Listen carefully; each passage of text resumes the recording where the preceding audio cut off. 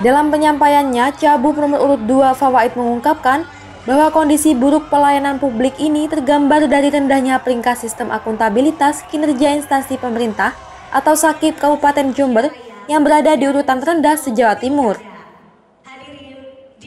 Selain itu, Fawaid juga menyoroti indeks reformasi birokrasi Jember yang menduduki posisi ke-35 dari 38 kabupaten atau kota di provinsi tersebut. Dengan data tersebut menunjukkan perlunya perbaikan signifikan dalam sistem birokrasi Jember agar mampu melayani masyarakat dengan lebih baik. Minimnya kualitas pelayanan publik ini juga berdampak negatif pada investasi di Jember hingga mencapai angka 51,94%. Fawaid menyebutkan bahwa di saat daerah lain di Jawa Timur seperti Banyuwangi dan Situbondo mengalami peningkatan investasi, Kabupaten Jember justru mengalami penurunan. Selain itu, Fawaid juga menyinggung peningkatan angka kemiskinan di Jember pada tahun 2023, bahkan lebih tinggi daripada di era kepemimpinan Bupati Faida pada tahun 2019. Saya dan Pak Joko makin rileks, dan tadi penyampaian saya dan Pak Joko insya Allah lebih baik dari debat pertama. Dan kita sangat bahagia bahwa ini bagian dari pesta demokrasi, rangkaian pesta demokrasi yang saya dan Pak Joko berkomitmen bahwa pesta itu adalah adu gagasan, adu ide, bukan adu hoax, bukan saling mencaci maki atau menyerang pribadi. Itu komitmen saya dengan Pak Joko. Maka ke depan kami ingin pilkada bukan hanya urusan menang dan kalah, tapi bagaimana pilkada ini berjalan dengan lancar, bahagia, namanya pesta, harus happy-happy, adu gagasan, adu ide. Di BPS, semua orang sekarang bisa cek bahwa SAKIP kita itu terendah di Jawa Timur. Kemudian IRB kita juga urutan ke-35 dari 38 di Jawa Timur. Dan itulah ukuran dari reformasi birokrasi.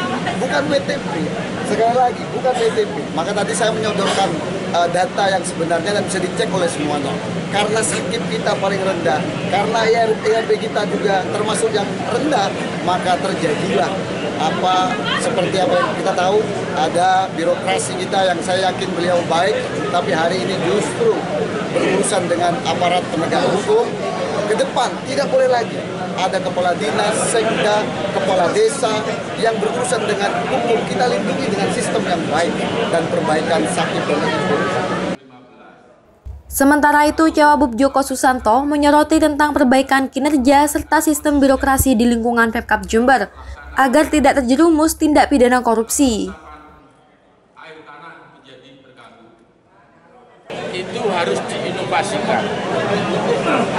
Kalau dalam rangka menjalankan roda pemerintahan itu kita harus patuh aturan, ya kita patuh, bukan harus berinovasi, kan gitu.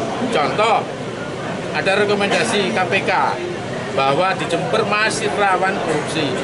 Itu karena perintahnya harusnya pemerintah daerah itu segera membentuk lembaga pengadaan barang dan jasa. Sampai hari ini di Jember belum atau masih nyantol dengan lembaga yang lain atau UPD yang lain. Problemnya kan di sini. Sehingga dari hal-hal demikian ini akhirnya yang terjadi itu anggaran itu dipecah-pecah ya, sehingga ya ujungnya yang jadi korban ya anak buah, bapak, kan begitu loh, kira-kira seperti itu. Jadi ini semua inovasi itu bagus, tapi jangan semua diinovasi lah. Kalau terkait dengan perintah aturan, ya lakukan perintah aturan. Kira-kira seperti itu. Dari Jember, Yudi Sadi, Jember 1 TV melaporkan.